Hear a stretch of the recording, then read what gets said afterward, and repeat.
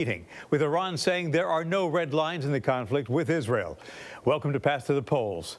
Joining me is American foreign relations strategist and former UN ambassador and director of the Public Service Leadership Program at UNF, Nancy Soderberg, with unique perspective with what is changing virtually every minute of every day in the Middle East. Thank you for joining us, Ambassador. Appreciate you. Thanks for having me, Bruce.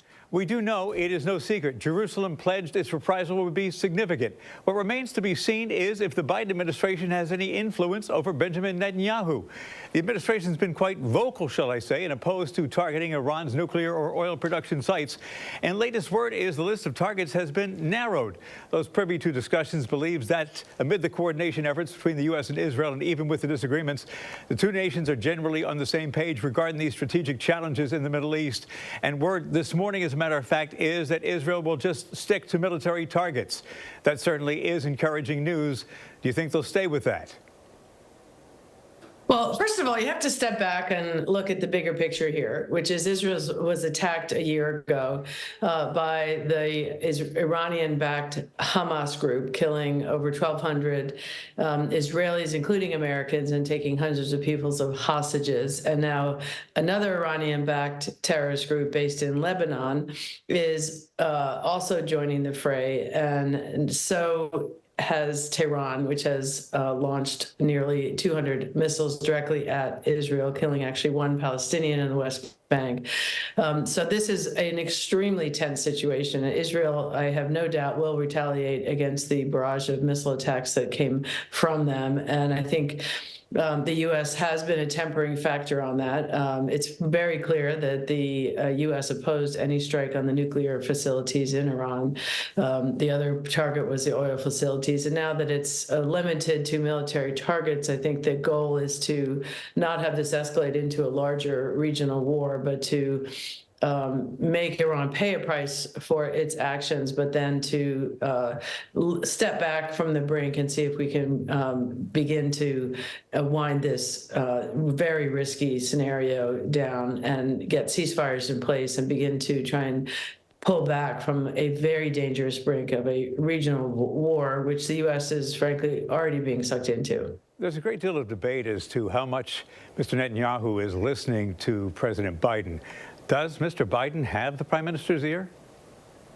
Absolutely. I mean, I think there's no question that there's tension between Washington and the Israeli government, and the fact that that tensions exist has been kind of no secret for anyone. And the reason is that Biden has consistently pushed for a ceasefire, avoiding a wider war, and Netanyahu feels that his security depends on going up farther than I think the U.S. has felt was necessary. That said, there's no daylight on the need for Israel to maintain its security and to combat the terrorist attacks on it. So there's been great tension, but the major goal remains the same, which is protect Israel's security, make sure that Israel is not vulnerable to continued attacks from Hamas and Hezbollah, and that it can defend itself if Iran attacks it again. I think those are still within reach at great cost of lives. No one has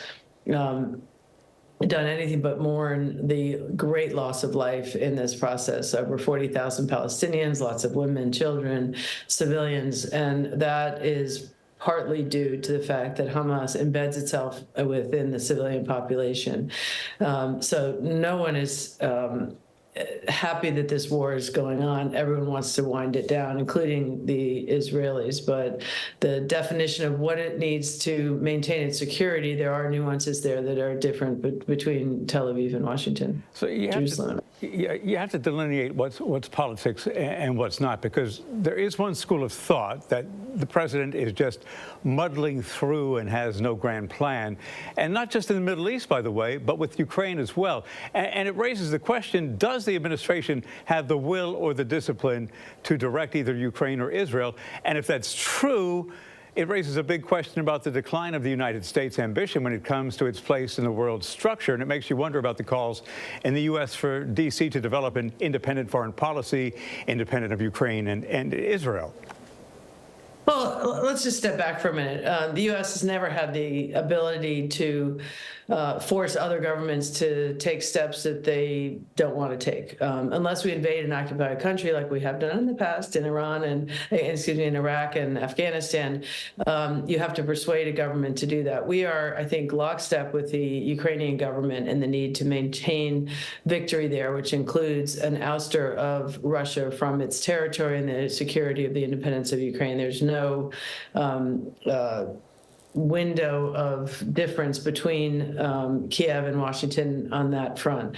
President Biden has been leading the world's effort to defend Zelensky's right to protect his country and the territorial integrity there. So I think those who think we don't have influence aren't watching the facts. And the same with Israel. While there are disagreements, the U.S. is critical to ensuring Israel's security. Yes, they went a couple of months without talking, which is unheard of between the U.S. and Israeli relations, but the very fact that right before this decision has been taken by Benjamin Netanyahu of how to respond to this, nearly 200 missiles came in there, he's listening to President Biden, and he seems to have calibrated it according to Washington's wishes. So I think if you tune out the noise and look at the facts there, Washington and President Biden is directing this very strongly in lockstep with the goals both shared in Kiev and in Israel. Let's put this in a different perspective. What if, as suggested in a recent article in The Guardian, that interpretation is too, shall we say, benign? Does it underestimate what Washington really intends? Maybe, as that article suggests, Washington is moving to reshape the balance of world power and trying to do something history-making. It's called in the article comprehensive revisionism, and the strategy is to make that come about tension. It's an interesting concept. It's a very interesting concept, and the whole revisionist issue is, start over again and create the world in your image. I'm not a believer in the ability of the U.S. to fundamentally reshape everything. I'm a big believer that, chaos is controlled and directed, but it's not orchestrated from Washington. We aren't that powerful. We never have been that powerful, even during the Cold War. And in this case, the U.S. certainly did not intend to have a wider regional war. Do opportunities emerge from situations like this? Take, for instance, Ukraine. If Ukraine loses, it's going to encourage China to go after Taiwan, to have others go after small, vulnerable territories. And that will have a domino effect around the world. So the U.S. is trying hard to make sure that the signal is sent that in the 21st century, in the year 2024, soon to be 2025, you cannot invade your sovereign neighbor and get away with it. It's not clear that that's going to remain the U.S. position if the elections don't go to the Democrats. We'll see. President Biden has made it clear that he is on that trend. Europe is on that trend. Things can change, but I think the way the U.S. Will be able to help shape the post-Ukraine conflict when Ukraine hopefully is victorious is revising the hopes and aspirations of Russia, which is a good thing. In the Middle East, what we want to do is make sure that Iran stops getting its nuclear weapon and to stop supporting Hamas and Hezbollah, other terrorist groups around the region, and becomes a more stable and secure force. Right now, that is very far from where we are right now. So can we turn this nightmare of a potential regional war into something that shapes the region in our interest? Maybe, but is that some grand scheme that Biden is secretly orchestrating? Of course not. We have much more limited goals in terms of trying to make sure that we don't have a regional war. And prior to October 7th, we were actually on the verge of creating a much better Middle East, with Saudi Arabia finally wrecking Israel, the Arab countries under the work of President Trump, before that under the Abraham Accords, having Arab countries recognize Israel's right to to exist, establish diplomatic relations, trade relations with them. And that's the vision for the Middle East, with a contained and hopefully eventually a different government in Iran that would heed the will of its people for freedom and respect for women's rights. We're a long way off of that in Iran.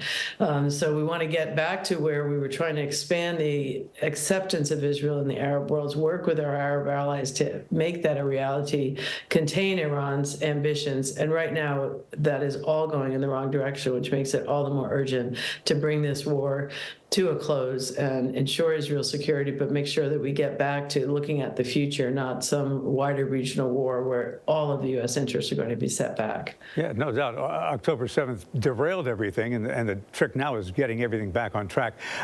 Another part of this complicated equation is Prime Minister Netanyahu's motives. Israel's former consul general to New York, Alon Pincus, said that Netanyahu doesn't want to end the war. Now, that's his opinion. He said he wanted to prolong the war to create a warlike atmosphere because it's important and expedient to Netanyahu politically. You think that's a valid point? Well, there's a lot of speculation on what is Prime Minister Netanyahu's ultimate goal here. I think his immediate ultimate goal is to protect Israel's security from Iran and from its proxies, Hezbollah and Hamas.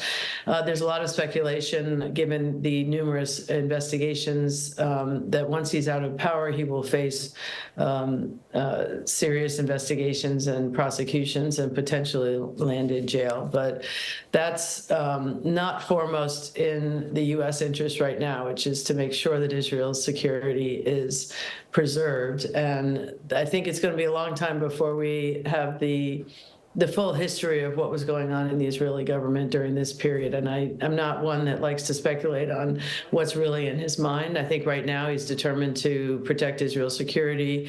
Beyond that, I think there will be lots of history books written onto exactly what was in his mind, but I certainly can't sit here today and guess that. But I think he's been strongly criticized from a lot of friends of Israel, but that doesn't mean that that's the final story. I think that chapter is still very much still being written. Yeah, and to your point, you can't deny that Netanyahu's self-styled image as Mr. Security was shattered after October 7th last year. And with what's happening now, he's kind of staged a turnaround in the eyes of some. Well, and I think one of the bigger questions, and we went through this on our own tragedy with 9/11 and what really happened, and there will be a 9/11 style investigations into how on earth Israel didn't see this coming, what was wrong with the intelligence. There were apparently some warning signs from people on the border that things were happening. Those weren't heeded. So there'll be a whole years-long investigation into why this happened and why it was able to happen. The whole tunnel system that's in Gaza, which is much more extensive, I think, than anyone. What lessons can be learned from that quickly so that you can ensure Israel's security going forward? And I think there's a big piece of history that we still don't know exactly what went wrong, but clearly there was a lapse of intelligence that is going to be squarely on someone's shoulders when this is all over. Most likely, Prime Minister has to take responsibility for that. And I think that's one of the reasons he's so determined now to ensure Israel's security going forward. Whether or not that's going to be assured on this current trajectory could go either way. This is one of the most dangerous times in history of the Middle East, where you do have a real risk of a broader regional war. Questions, I think it brings back into the other Arab countries, Saudi Arabia, Kuwait, and you've got the UAE and Oman and Bahrain, that whole part of that world that is so critical to stability in the region. Can they bring themselves to also help contain Iran from a broader regional war? Those questions are still yet to be answered. Hopefully we won't need to push it that far, but the question right now is how can we contain Iran from bringing the U.S. and Iran's allies into a broader regional war. You've got the Houthis in Yemen, got other allies in the Shia world that could very well threaten U.S. interests around the world, and that's urgent that we avoid going down that route. From what I gather from hearing and reading news reports from within Israel, the war to eliminate Hamas in Gaza remains largely popular in Israel, but it raises complex questions about long-term occupations, relations with Palestinians, and conflict with Israel's neighbors, including, as we're seeing play out right now with Iranian-backed proxies like Hezbollah in Lebanon. Exactly. And this is a spider's web of complex and deep intertwined relations. It's very hard to unravel. But I think the questions that you raise of what does the next day look like once there is actually a ceasefire? Israel has occupied Gaza in the past, pulled out in 2005 in hurried elections, which is what led to Hamas's control there in the first place. So what happens after this in Gaza? Who is in charge? Can you bring the Palestinian Authority from the West Bank over? All sorts of questions there. Is Israel going to occupy it? They claim not to want to do that, but if they're going to try and have security there, what is the role of Hamas? Hamas is a movement. You can kill the leadership, but it doesn't end the members and the drive of what's pushing Hamas forward. The same with Hezbollah in Lebanon, which is more complex because it was part of the government, controlled southern Lebanon. Now the leadership has been killed by Israel, but again, it doesn't eliminate Hezbollah. So what are the two arrangements there? And what is Iran's role in continuing to support both of these proxy movements as a way to undermine Israel's security? None of those answers have been answered. None of those questions have been answered, and no one knows what the future will hold, both in Israel and Lebanon and in Gaza. Israel pulled out of Lebanon 25 years ago, doesn't want to go back in there, doesn't want to occupy it, but it also needs to secure its security. So does that mean the international forces help? None of those questions have been addressed, and they can't really be addressed until there's a ceasefire. And looking forward, how do you secure Israel's security, but also U.S. interests in the region, which is to make sure that we don't have a broader regional war and we get back to trying to normalize relations with Israel. And in the last year, we've gotten farther away from those goals, and it is very dangerous for the United States. And your listeners should be aware of what is America's interest in that region. I mean, Israel is the strongest democracy, our strongest ally there. A safe and secure Israel will help stabilize the region, but we also need our Arab allies, our Arab friends to recognize Israel, normalize that relationship, contain Iran, and make sure that Hamas and Hezbollah fade away in both of those countries and are no longer allowed to threaten there. We're a long way off of that from there. So this is a very complicated network. If you want to go further afield, Iran is fighting a proxy war in Yemen against the Saudis. If Iran gets a nuclear weapon, who else in the region is likely to get a nuclear weapon? It won't end with Iran. So lots of scary scenarios if this is not pulled back. And after a year, it's time to begin to see if there's a way to get Israel to agree to a ceasefire, Hamas to agree to a ceasefire, Hezbollah to get a ceasefire, and Iran to recognize that it is not going to gain from a broader regional war. And so far, it looks like Iran has tried to step back from the brink of triggering that, but it could go either way in the coming months. It's a very, very, very dangerous situation. And U.S. interests, we've not only sent 100 soldiers there to help with the missile defenses. We've sent 50,000 tons of weapons there. We've got serious interest there. So it's in the U.S. direct interest, not to mention the Americans who are still held hostage. There are perhaps 60 overall hostages, of which many are Americans. I think it's over 12 now. I'm not sure exactly what the number is, but there's a number of Americans that should be home for the holidays. Before we head to break, talk about a complication. I have to ask, UN peacekeepers in Lebanon said that the Israeli Defense Forces, the IDF, breached one of its positions in southern Lebanon and said it's in violation of international law. Is Israel taking things too far with that? And if so, what impact will that have on the World Court of Opinion? Well, I think the situation in Lebanon is more dramatic than that, and that it's now urged the UN to basically evacuate from these areas. And it's a UN peacekeeping mission, so that raises all sorts of questions. the UN Charter and international law gives the full right to a country to defend itself. So that'll be a long series of discussions and investigations once this is all over of how far Israel went. Did it cross the line on that? I think there will be many investigations into exactly the tactics here. It's one of the reasons the Biden administration has urged caution, protection of civilian, to make sure that Israel has stayed within the bounds of that. And I think the jury's very much still out on how those investigations are going to come out once this conflict is over. When Path to the Polls continues, back to something I alluded to earlier, what if things are not as they appear in Washington? What if the intent is to bring about a new world order? What if President Biden is playing a game of poker that we have misinterpreted? And in the grand scheme of things, does Donald Trump's Make America Great Again theme resonate in that worldwide game that really isn't a game because the consequences are massive? That and more when Path to the Polls continues.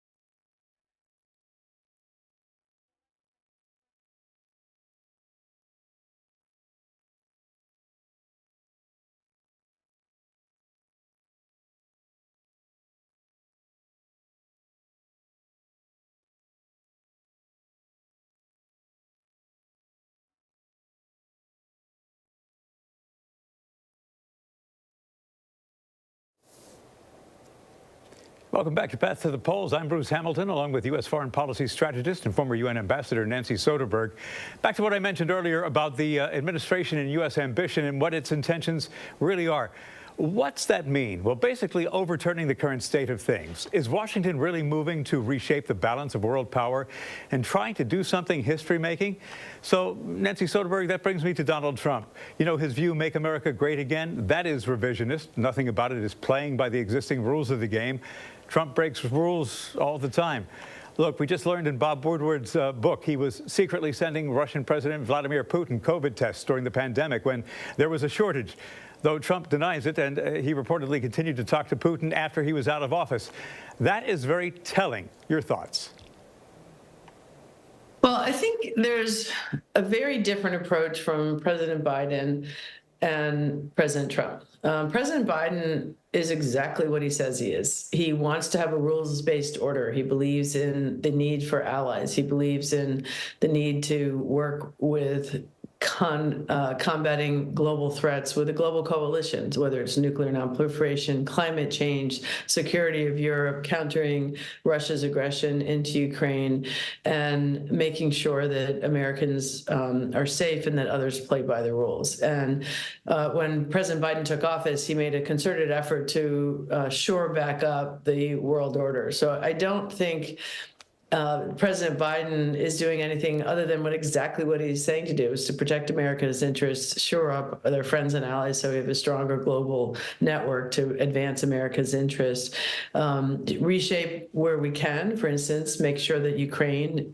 regains its full territory, make sure that Israel can be secure, make sure that China is contained, that Taiwan is protected, and that our allies around the world can live in peace and prosperity. We're a long way away from that today, but that is President Biden's clear goal, to make sure that American security and prosperity thrives in a global rules order. President Trump has tried to upend much of that world order while he was in president, and while he was president for 4 years, and talks a lot about the need to just have America do what it wants. But if you look at, does that really work? History shows time and time again that America trying to go alone makes America less secure than safer. Ripping up all of the international agreements that kept nuclear weapons from proliferating is dangerous. Making sure that we fight within the World Trade Organization to make sure that people play by the rules, that we can hold China accountable for its violations there. Trying to make sure that those who cheat at the global system are held accountable. That requires rules and international allies to do it. The sense of the global superpower is one that feels good when you talk about it, but when you really look at what can we do all by ourselves, not much. We need allies to protect and stand up to Russia's aggression in Europe. We need rules of the road to enforce trade agreements. We need to have a global system that supports America's. And look, America built most of this global system because we knew we're a smaller nation by population. We're the strongest economy and the biggest military if you combine the previous 10, but that doesn't mean we can do everything on our own. So we need global allies and friends. And I think that's what this election is about to some extent. Do we want to go back to where President Trump did not work within that rules order? And there's a debate going on in this country, and we're divided pretty much 50-50 on whether that was good for America. I'm in the camp where we need these friends and allies, not because we're weak, but because the strength of the United States can garner coalitions that are invincible. Us going alone is not invincible, even though we're as strong a military as 10 before us. We're not able to, if we had to go to war with Taiwan, for instance, we'd need our allies to do it. We'd want to be able to protect Japan and South Korea. We have interest in the Pacific with our friends in New Zealand and Australia and the Philippines, and we're even working with our old enemy Vietnam to try and build these coalitions that ensure that America is globally protected, not just with our own assets. So there are those who say that if he wins a second presidency, he's a man who's as good as his word. It could lead to a deal with Putin, targeting Iran, uncertainty for Ukraine, reshaping global imports, and more. Are we talking about reshaping U.S. foreign policy, and at what cost, resulting in global uncertainty? I think there's no doubt that President Trump will do exactly what he says he will do, and kind of a repeat of what he did the first time, which is to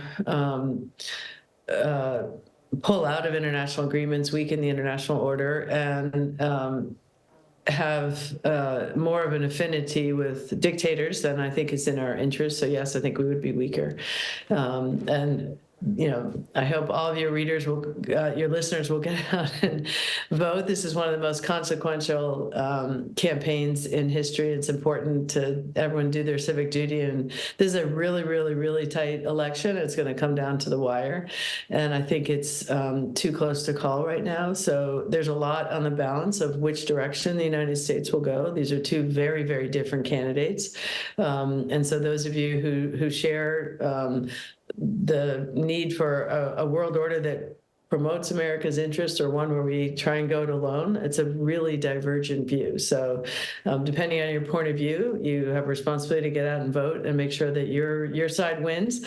But I think it's a very clear contrast of which direction this country will go, depending on what happens on November 5th, just 3 weeks away from today.